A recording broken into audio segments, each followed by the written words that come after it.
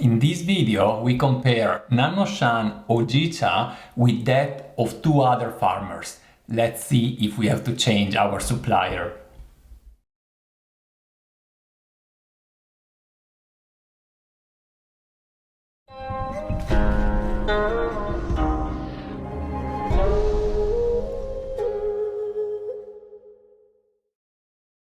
Hi guys, this is Gabriele from nannuoshan, where we share the pleasure of drinking and discovering genuine farm tea. Today I am again with Caroline. Hi guys. Hi Caroline. And it's kind of exciting because we were in Berlin just a few days ago and we tested our Hojicha, and then a friend of us gave us two other Hojicha because in his family he has some relatives in Japan that live close to a producer, to a farmer, to a Japanese producer that from which I think this tea come from. And then we have this other tea that come from another company, in a producer in Japan, that also was given to us by this friend. And so we thought, since they are all very different, let's see how they compare with each other and with our Hojicha, and let's see if we actually have to change supplier. I said we have tried that one, the nannuoshan one, but we haven't tried yet these two. So let's find out. So Caroline, while I check the water here, what can you tell us about Hojicha? Do you know something about Hojicha, first of all? So Hojicha means roasted tea in Japanese. So it essentially encompasses a great diversity of different different tea types, I would say, because it can be from different areas.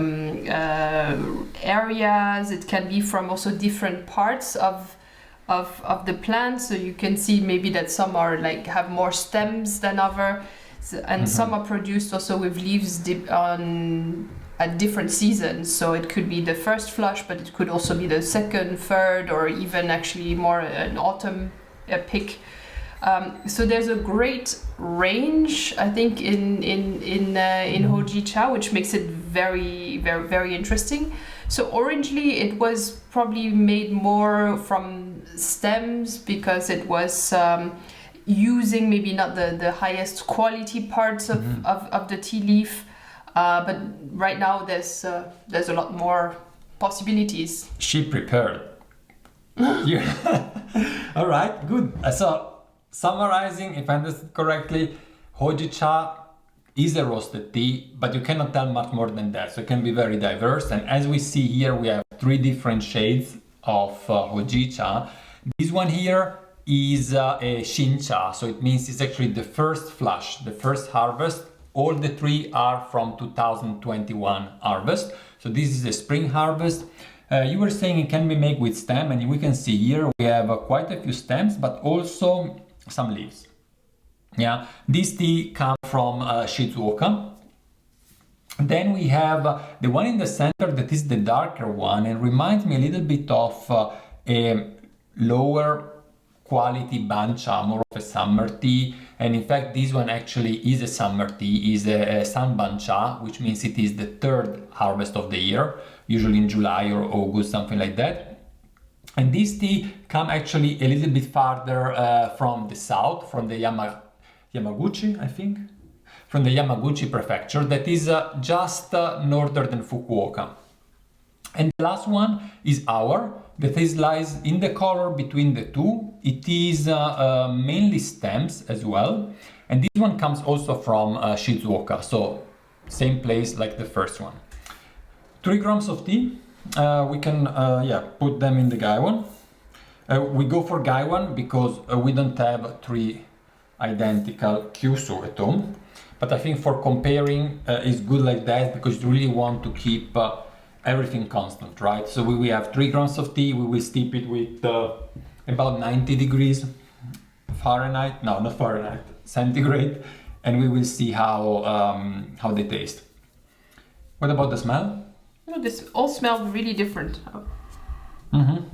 Especially the one in the middle. This one reminds me clearly of Japanese tea, I have to say. You can smell the roast, but there is also the freshness that you usually have in the vegetable aspect of Japanese tea.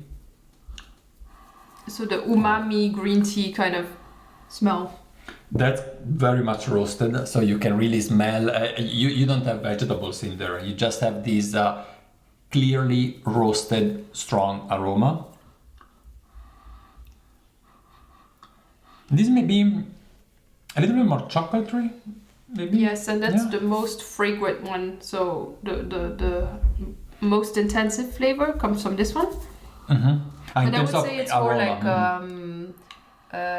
coffee grounds, exactly, like some chocolatey, like yeah. And this is kind of strong, but between this one, I'm struggling to describe it. It reminds me of something, but I'm not sure. Anyway, you know what? We can taste it, and let's see how it is. I look at the time so that we can really make it proper. So 4, 3, 2, 1, and go. 3 grams, so we don't have to steep them for very long. I take 15 seconds between each, so I have time to pour it out without have to hurry up.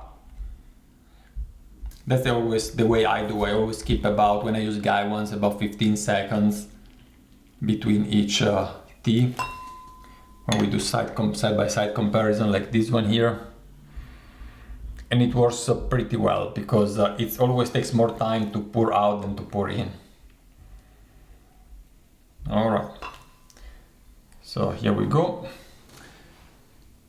So let's see. I do just 45. I forgot the filter, but anyway, forget for everything. So this will be a bit similar between them. We can get the filter and filter. Yeah, but now I haven't done, maybe for the second round. There'll be tons of stems. Ah, yes. Yeah, we can do that. Wait. Oh, look at the color. That's looks like a black tea, almost.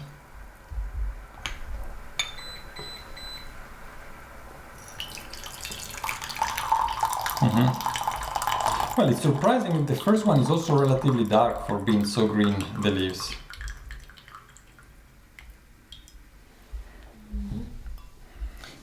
No, it's less on the bottom. I don't think we need. So, which sequence do you suggest going? It smells good. This one smells Is good. the first one? Yeah. It smells a bit like Genmaicha, although it's not a Genmaicha at all. Yeah. It smells like this popcorn rice. Yeah, because also that rice is roasted, so it has this roasting from the rice. That so like roasted rice without the rice. And now the leaves looks a little bit darker in the brew. That's yeah, I would say so. That's the really strong one. Oh, look at the color; it's really dark. Oh, very intense, actually. Very yeah, intense. very intense. This one is really intense in but between. nice. Yeah. So I like those two, I would say. Which one do we want to? So, 1, 2, yeah. 3. I think it's okay. Like this? Okay, okay, let's or keep you want it. to try? No, Yeah, I don't that's know. fine. Luckily the leaves are fairly heavy, so you don't get much in the cup.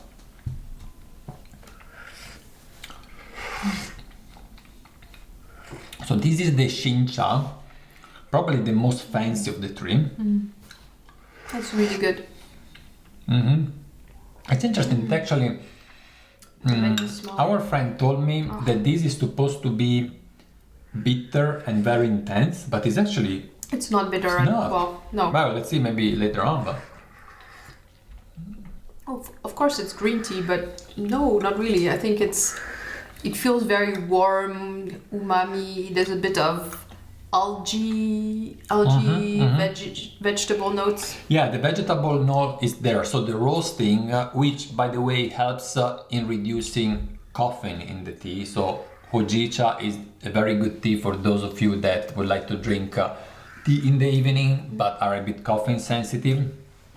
Is usually fairly dark because it's roasted, but this one is more on the green side. Maybe they wanted to keep it like that because being Shincha, very fresh, very good. they wanted to leave a little bit of the vegetal notes in it. So you have vegetable notes, but if you leave it in your mouth now, I nearly have floral notes that stay like. Mm-hmm. Do you have that? Or? Well, now no, because I'm the second one, but I know what you mean. Yeah. It's really nice. Yeah. It's a good tea. Okay, that's very strong roasting, but and not super overwhelming and over roasted. So it's like I was fearing worse in a way. So it has a good texture. Yeah. Yeah, but very strong roasting. It feels like it could, a bit like rock teas, a bit mineral as well. It goes in that direction, yeah, of a yancha. Yeah, I mean, not as intense, but. But of course, you get mostly the roasting, and if you were looking for other aromas, it's a bit more difficult, I would say. So I would say that's a tea more for texture, roasting, and not soft, but a round texture if you want. In these, you have more dynamic in the tea. Yeah. And well, this is ours, so we kind of know this one, but let's compare. It's always much easier to compare side by side than after a few days.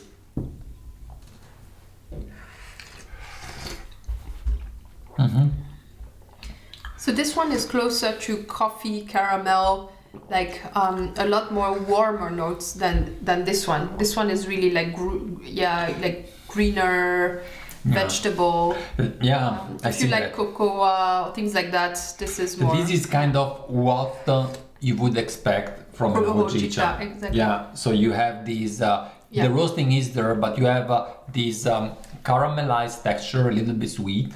Yeah. Some chocolate, definitely some chocolate. Even it reminds me a tiny bit of coffee, actually. It's really like if you you do coffee tasting with a spoon or something. Yeah. Like a light coffee in a way, you know. It's and I want to go again to the first one, which is kind of. The first one is really continuing steeping because we have. I take care to not give you leaves. Here you go. Have to wash the pitcher a little bit because. But it's true. It's not like the typical Hojicha, I would say. Yeah, it's interesting, but it's not. It's a question, right? Because it's a good tea. I really like it actually, but it is questionable whether if you feature one Hojicha in your shop, do you really want this one? Because it's, you know what I mean? Yeah, but as we said earlier, Hojicha is so broad. It could be any roasted tea, so it's understandable that you would have large differences. That's true, yeah.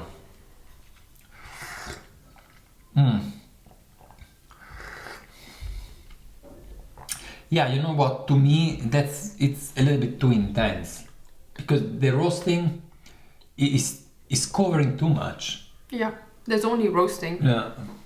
And at least for yanchas, you also have some other aromas, whether it's cinnamon or something else. And this is like mostly pure roasting. That's it. It's certainly a tea to concentrate on the texture. If you struggle with what does actually texture mean in a tea, I think this is a good example where you're not so much distracted by the aromas. Could be an option, but oh yes, let's empty this first. And then we do a final one just to have a look how it is. Yeah, we were just discussing with Caroline before, we were just looking at the YouTube video about traveling. That would be really nice to go back to Japan, eh? You've been there, right? Yeah, already several times. And that's one place I can always return to that I really like. So I've been in Fukuoka, so not very far from where this tea that I'm brewing right now comes from. Me too. But nice place, nice food. Oh, really missed that. Yeah, as soon as we can travel again, maybe a little. That Japan requires time, right? You need a few weeks at least, the very least. But it would be nice to go there in the harvest season. Do you want to filter this now? Yes. Okay. So, okay, it's really messy here, but I feel it too much.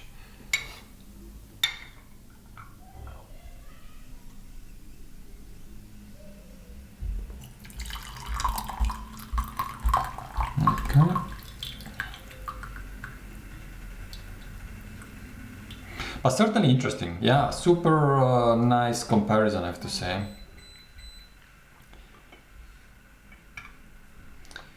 We are getting back into the mood of tasting because basically the sourcing season is starting right now. So, whoop. Oh, you can really smell this roasting here, which reminds me other teas. It's so it doesn't make it even very peculiar, I would say, the fact that it's so roasted.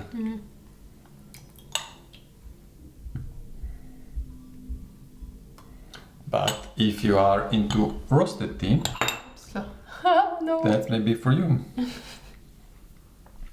Well, you know what? We can actually show the leaves now. I think that's that was not intentional. Let's do that.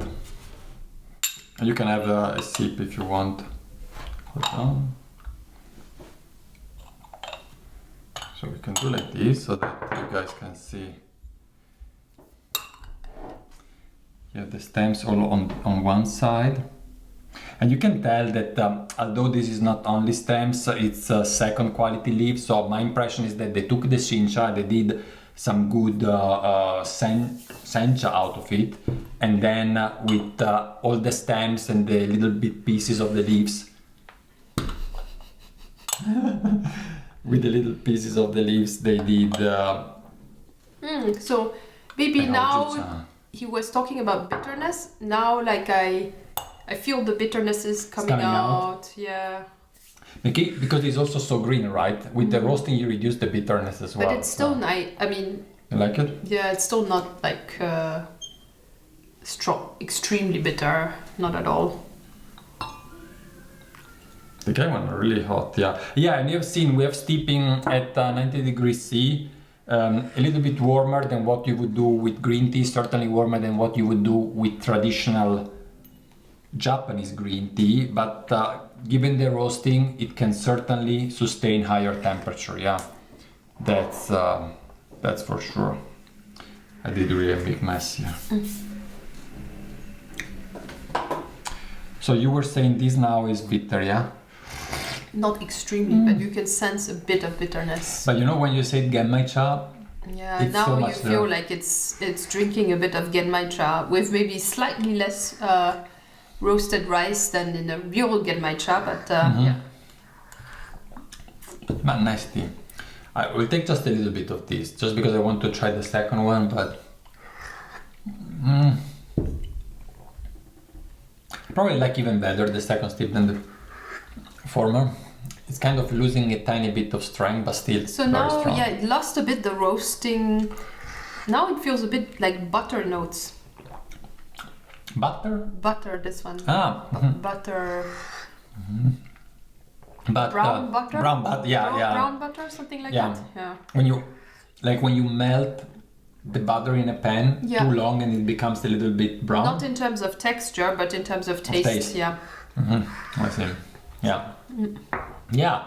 So I have to tell you, all in all, if I would go for featuring two Hojicha on the shop, then it would be nice to have this one and this one. If we will stick just with one, then honestly I will stick with that one that is more of the classic Hojicha that you would expect. What do you think? That's it. Okay. Yeah, that was our Hojicha comparison, messy comparison of the day. I hope you have enjoyed. If it is the case, give us a thumbs up and don't forget to subscribe to our channel if you would like to see more videos like this. Thanks a lot and bye bye guys. Bye.